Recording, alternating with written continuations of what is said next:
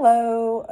So I wanted to do a video tonight on a subject that is not, very popular. People tend to avoid it, and avoiding it really is a lot of the issue, a problem, especially when it comes to relationships.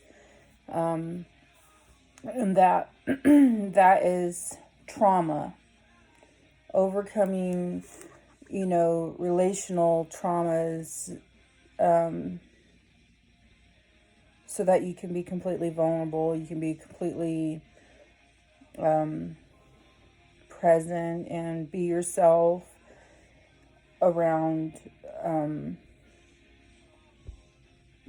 new partner, or if you're looking for a new partner or whatnot. But it's not something that a lot of people take a step back and try to assess before jumping into another relationship.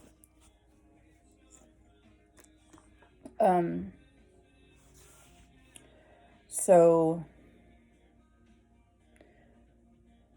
and when I say trauma, I use that word a lot. I mean, it's just because it covers so much, really. But I want to kind of break it down into, particularly trauma that happens in relationships. And whether it be emotional abuse, such as gaslighting or narcissism. It could be physical abuse. I've been hit, and I'm going to use myself, my self as an example, my experiences as an example to really explain the trauma. You could be physical abuse, it could be sexual abuse, it could be emotional abuse, and just overcoming these things, or working on overcoming these things, knowing that you're on the path to healing is super important before jumping into a relationship. I'm not saying you're going to be completely healed, but if you feel, you've come to a place where you can, confide in somebody about these things. If you feel comfortable enough to, to get help, those are always good indications that you are on a path to healing. And then even like from my personal experience, I'll just kind of talk about myself for a little bit.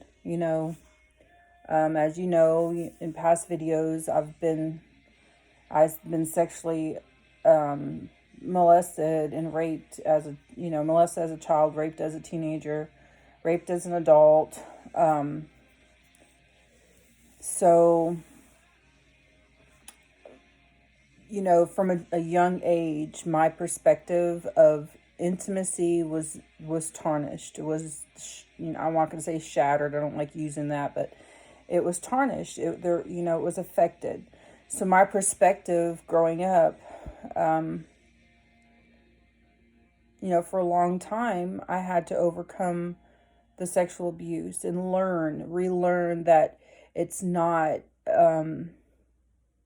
intimacy is not supposed to be a bad thing. Intimacy is not supposed to, what's the word I'm looking for? It's not supposed to hurt, okay? In all aspects of intimacy, or hurt is, whether it be emotionally, physically. A lot of women who have been sexually abused have experienced physical abuse in that sexual abuse, as far as actual physical pain. So, but yeah, so we have to relearn that these things are not what love is, if that makes sense. And then kind of talking about physical abuse. Me personally, I was hit one time and I separated from him, told him he had to leave, had to actually go to court and get a, not a restraining order, but I got he had to move out of the house. He had to move out of the house. We had to be separated for a year before we got divorced. But he hit me one time, and that was it. I knew I wasn't going to allow him to do that. And I was young. I was, 27 around that time. So I knew it was going down the wrong path. And something switched in my mind, from being controlled and manipulated for many years to this isn't going to happen anymore. And he wasn't able to control me, and I didn't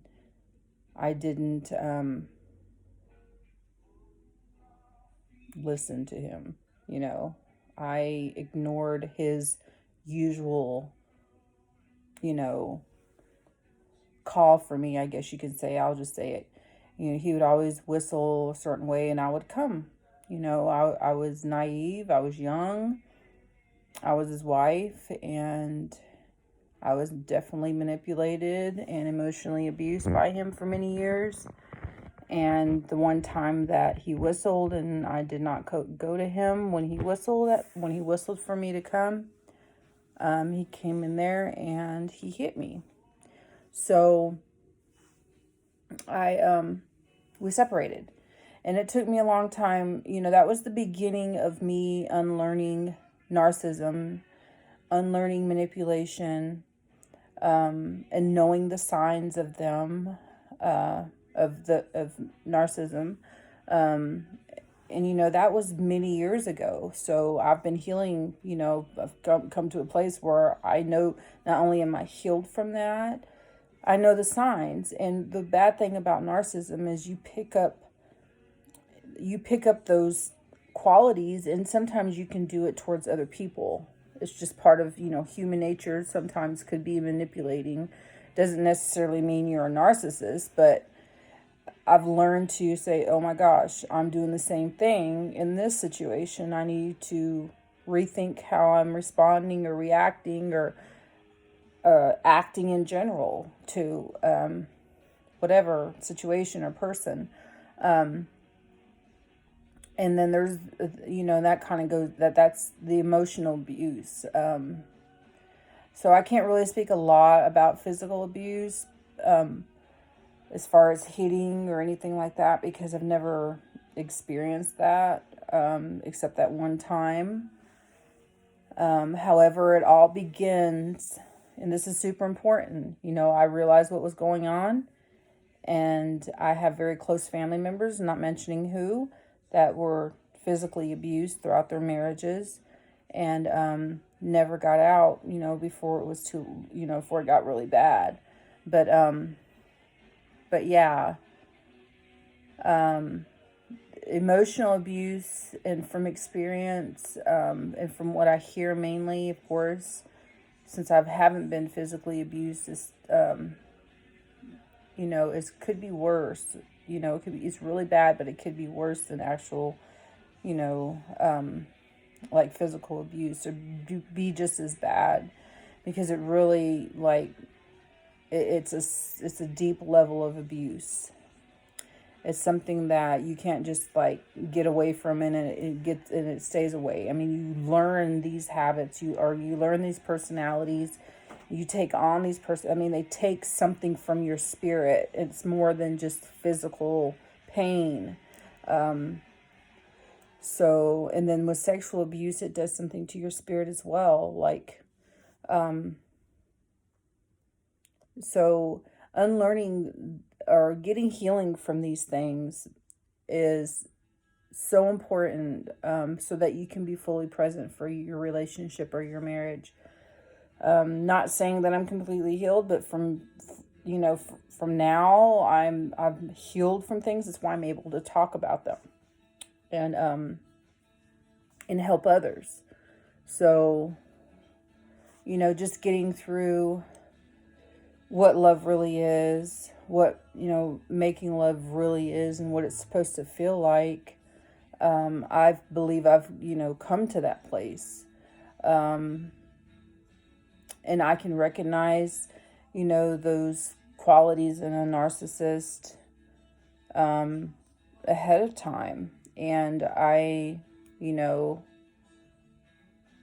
a lot of times they don't even realize what they're doing because it's just who they are and they've learned it from parents or whatnot. But,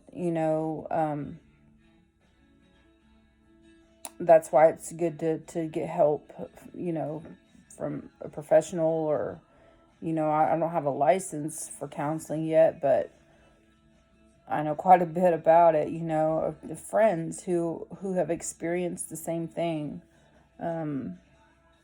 You can get healing, and it starts with being able to talk about it. I'm sure walking, to me, healing is much like sobriety, in a sense that it's a journey. It's like you never reach the destination. You'll always be in a healing process. You won't always completely be there, but at least you're on your way. At least you started. And that's why I say it's important to be able to, once you get to a place where you can talk about these things and you find somebody you trust enough to confide, it's good to talk about it, because while you're talking, things are hitting the surface. You're able to release whatever it is that you're hurting about. And then sometimes, in a lot of cases, get feedback from whoever you're talking with or talking to about it. And that is super important. As long as you continue to, if you're with somebody and they trigger something that reminds you of a traumatic event or a memory from trauma, in a relationship, a lot of times we react to that, if that makes sense, instead of taking a step back and saying, okay, this seems like it's a repetitive cycle. I just went through this with so-and-so.